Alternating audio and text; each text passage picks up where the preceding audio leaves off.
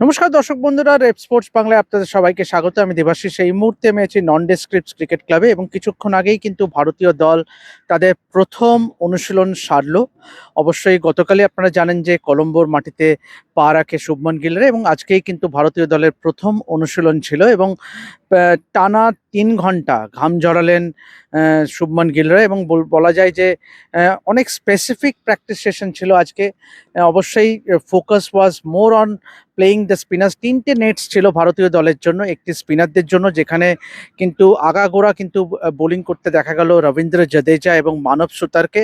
Assuming যে এই দুজন তো খেলবেই, তবে অদ্ভুতভাবে কুলদীপ যাদবকে কিন্তু বোলিং করতে দেখা গেল না প্রথম দিনের অনুশীলনে।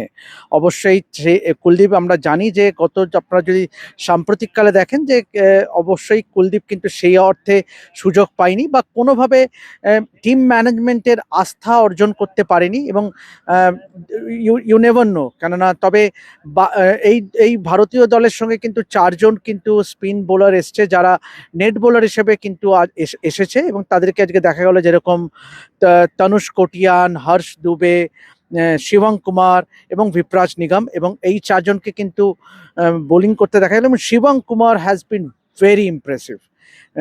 ভীষণই ইমপ্রেসিভ দেখালো, কেননা তার এগেনস্টে কিন্তু এবং 3টি নেট ছিল এবং একটি নেটে স্পিনাররা বল করছিল, একটি নেটে থ্রোডাউন স্পেশালিস্টরা থ্রোডাউন দিচ্ছিল এবং অবশ্যই পাশের নেটে ছিল কিন্তু ফাস্ট বোলারদের জন্য, যেখানে শুরুতেই বোলিং করতে দেখা গেল প্রসিদ্ধ কৃষ্ণা এবং মোহাম্মদ সিরাজ। আপনারা জানেন যে জসপ্রীত বুমরা এই সফরে নেই, he has been ruled out of the test series. সুতরাং অ্যাটলিস্ট গল টেস্টে, প্রথম টেস্টে মোস্ট লাইকলি প্রসিদ্ধ কৃষ্ণা এবং মোহাম্মদ সিরাজই কিন্তু নতুন বলটা ব্যবহার করবে। They might just lead the pace attack এবং অবশ্যই ইউ নেভার নো, কারণ এখনও 15ই আগস্টে প্রথম টেস্ট ম্যাচ, এখনও অনেকগুলি দিন বাকি।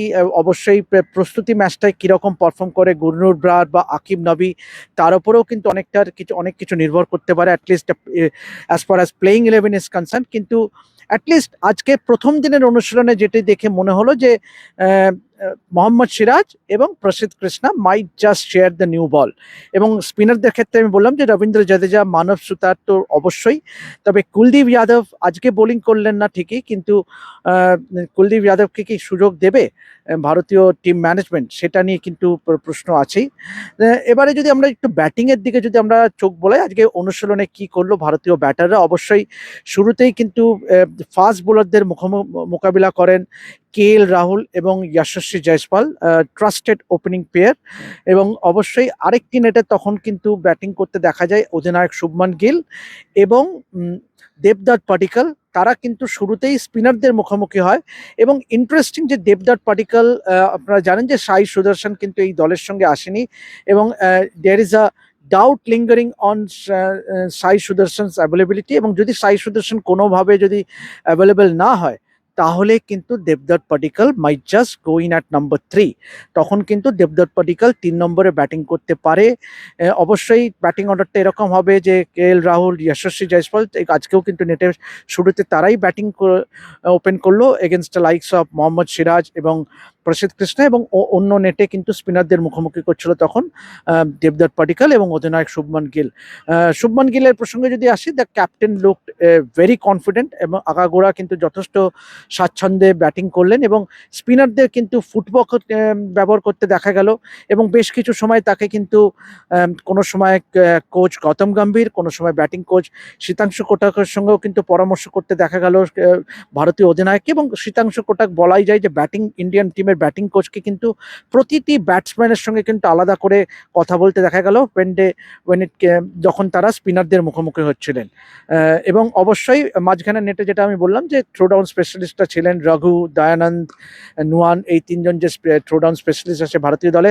অবশ্যই উইকেট প্রসঙ্গে যদি আসি, দেখুন ম্যাচ ডে -2 আজকে এবং এখনও কিন্তু উইকেটে বেশ খানিকটা ঘাস ছেড়ে রাখা আছে, অ্যাজুমিং যে তবে আর ময়ূং হবে বলে আমার মনে হয় না। তো it might just suit the batters, batting friendly wicket হবে বলেই মনে করা হচ্ছে এবং কিছুটা হলেও সাহায্য করতে পারে স্পিন বোলারদের। কিন্তু অবশ্যই কতটা সাহায্য পাবে বা কতটা প্রিপারেশন, পর্যাপ্ত পরিমাণে প্রিপারেশন হবে, ইউ নেভার নো। বাট আজকে ওয়ান পজিটিভ যেটা যে খবর যেটা হলো সেটা হলো আজকে কিন্তু কলম্বোতে কিন্তু এক ফোঁটা বৃষ্টি দেখা যায়নি।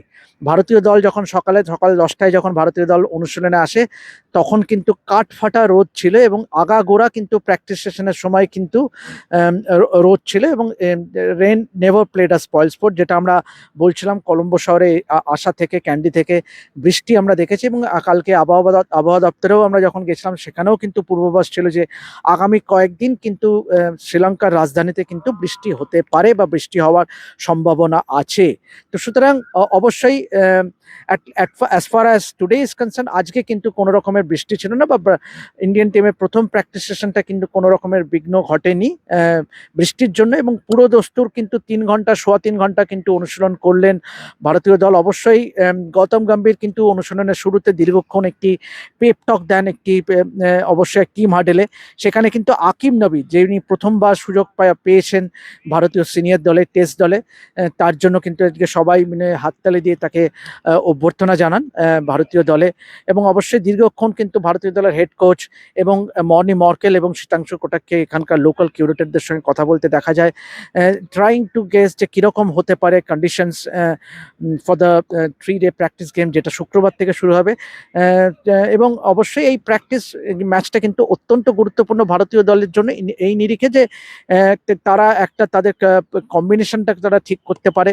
অবশ্যই কেন বেশিরভাগ প্লেয়ার কিন্তু সাদা বলের ক্রিকেট খেলে কিন্তু টেস্ট সিরিজটা খেলতে এসছে, সুতরাং it will be a perfect opportunity to test their skills as far as red ball is concern. তো ওভারঅল এই ছিল। অবশ্যই আরেকটা বিষয় আপনাদের বলতে হয়, রবীন্দ্র জাদেজা তারও কিন্তু প্রত্যাবর্তন ঘটছে। আফগানিস্তানের সঙ্গে টেস্ট ম্যাচটায় তিনি দলে ছিলেন না। রবীন্দ্র জাদেজাকেও কিন্তু আজকে দীর্ঘক্ষণ ব্যাটিংয়ের পাশাপাশি বোলিং করতেও দেখা যায়। তবে কুলদীপের ক্ষেত্রে যেটা বললাম শুরুতেই যে কুলদীপ অনলি ব্যাটেড টুডে, সুতরাং উই নেভার নো যে কুলদীপের ক্ষেত্রে যে what is the thinking behind যে টিম ম্যানেজমেন্টে। তবে এই ছিল আজকে প্রথম অনুশীলনের শেষে প্র্যাকটিস আপডেট আপনাদের জন্য। অবশ্যই আগামীকালও ভারতীয় দল অনুশীলন করবে এবং তারও আপডেট আপনাদের সঙ্গে শেয়ার করব এবং আগাগোড়া কিন্তু এই শ্রীলঙ্কা সিরিজ থেকে যাবতীয় খবরের জন্য অবশ্যই চোখ রাখুন রেড স্পোর্টস বাংলার পর্দায়। আমি দেবাশিস আপাতত সাইন অফ করছি নন ডে স্ক্রিপ্টস ক্রিকেট ক্লাব থেকে। দেখা হবে পরবর্তী ভিডিও।